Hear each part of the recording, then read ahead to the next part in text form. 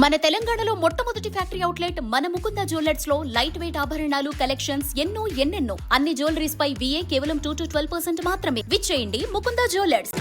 Konda Surekha issue Telangana politics లో ఇది heat రేపిన issue. అయితే రేవంత్ రెడ్డి వచ్చిన తర్వాత కొండా సురేఖపై ఖచ్చితంగా ఏదో ఒక కమెంట్ చేస్తారు అనుకుంటే నిన్నటి ప్రెస్ మీట్ లో ఆయన ఎటువంటి కమెంట్స్ చేయకుండానే వదిలేశారు. పూర్తిగా హైకమాండే దీనికి సంబంధించి డెసిషన్ తీసుకుంటుంది అన్నారు రేవంత్. సో కొండా సురేఖపై కాంగ్రెస్ పార్టీ క్రమశిక్షణ కమిటీ ఎంక్వైరీ రిపోర్ట్ ఇప్పటికే PCCకి AICCకి రెండింటికి కూడా చేరింది. పార్టీ ఇచ్చిన షోకాజ్ నోటీస్ కు కొండా సురేఖ ఇచ్చిన వివరణపై క్రమశిక్షణ కమిటీ తన అభిప్రాయాన్ని వ్యక్తం చేసింది. ఇక కొండా సురేఖ విషయంలో పార్టీ నిర్ణయమే ఫైనల్ అని తేల్చేశారు సీఎం రేవంత్ రెడ్డి. ఎంపీలు ఎమ్మెల్యేలు పార్టీ నాయకులు కూడా కొండా సురేఖకు వ్యతిరేకంగానే గలం విప్పారు. లిఖితపూర్వకంగా ఫిర్యాదులు చేశారు. ఈ పరిణామాల నేపథ్యంలో పార్టీ ఏ నిర్ణయం తీసుకుంటుంది అనేది ఉత్కంఠగా మారింది. కొండా సురేఖపై ఇటు పార్టీ ఏ నిర్ణయాలు తీసుకుంటుంది అన్నది ఉత్కంఠగా మారింది. ఎటువంటి నిర్ణయాలు తీసుకుంటుంది, అసలు పార్టీ వర్గాల్లో ఎటువంటి చర్చలు నడుస్తున్నాయన్నది మా ప్రతినిధి రాజిరెడ్డి అందిస్తారు. రాజిరెడ్డి, అసలు కాంగ్రెస్ పార్టీలో ఎటువంటి చర్చ నడుస్తోంది కొండా సురేఖకు సంబంధించి? నిన్న సీఎం పూర్తిగా కూడా హైకమాండ్ డెసిషన్ అంటూ కూడా చెప్పారు. సో హైకమాండ్ అసలు ఎటువంటి ఆలోచనలో ఉంది, కార్యవర్గం ఏమంటోంది రాజిరెడ్డి?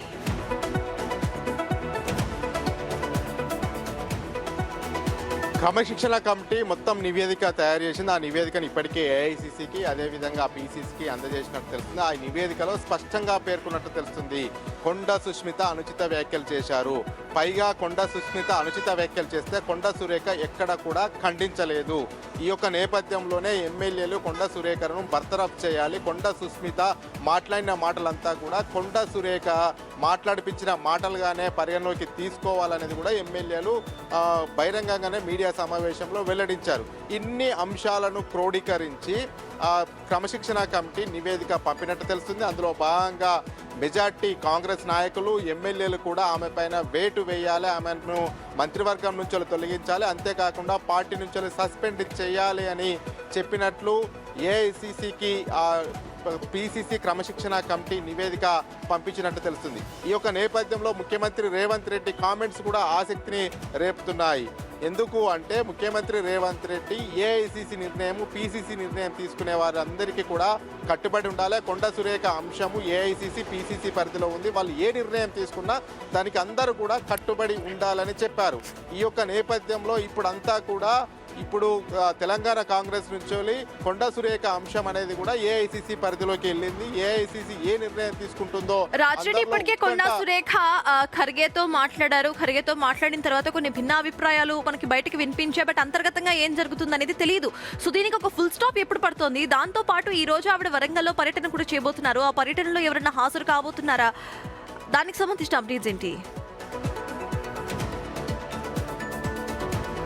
అయితే ఇప్పటికే ఆమె బెంగళూరు వెళ్ళింది, మల్లికార్జున ఖర్గేని కలిసింది. మల్లికార్జున ఖర్గేని కలిసి గాంధీ ఫ్యామిలీని కానీ పార్టీ నాయకత్వాన్ని కానీ మా డాక్టర్ కొండా సుస్మిత ఎలాంటి వ్యాఖ్యలు చేయలేదు. కేవలం అక్కడ ఉన్నటువంటి తాజా రాజకీయ పరిణామాలపైన, అక్కడ జరుగుతున్నటువంటి వివాదాలపైనే కొండా సుస్మిత కామెంట్ చేసింది తప్ప ఎక్కడ కూడా పార్టీ క్రమశిక్షణాన్ని ఉల్లంఘించలేదనేది కూడా మల్లికార్జున ఖర్గేకు చెప్పినట్టు తెలిసింది.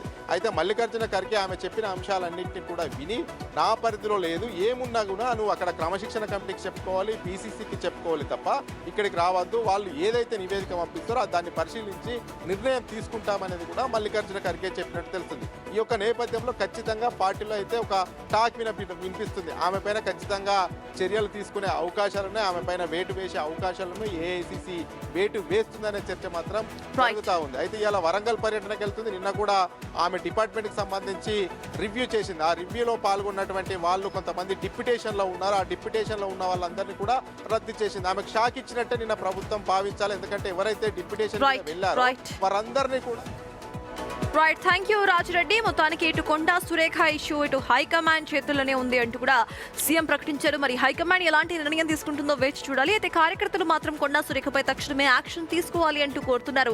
సీఎంపై అనుచిత వ్యాఖ్యలు చేస్తూ ఇటు చేసిన కొండా సుస్మిత బహిరంగంగా ఆవిడ క్షమాపణ చెప్పాలి, సురేఖ సైతం దానికి సంబంధించి అకౌంటబిలిటీ తీసుకోవాలి అంటూ కూడా వాళ్ళు కోరుతున్నారు. మరి ఎపిసోడ్ కి సంబంధించి ఎటువంటి పరిణామాలు చోటు చేసుకుంటే అన్నది బిగ్ టీవీలో అప్డేట్స్ కంటిన్యూ అవుతూ ఉంటాయి.